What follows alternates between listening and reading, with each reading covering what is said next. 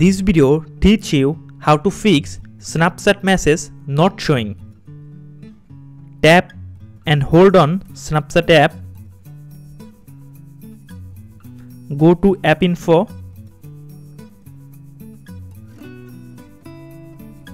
Tap on Storage. Tap on Clear Data. Now clear Snapchat cache data and go to Setting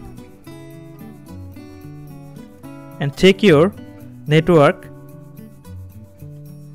Now open Play Store or App Store. Update Snapchat and download Snapchat latest version. Go to your Snapchat setting and log out your Snapchat and reopen it.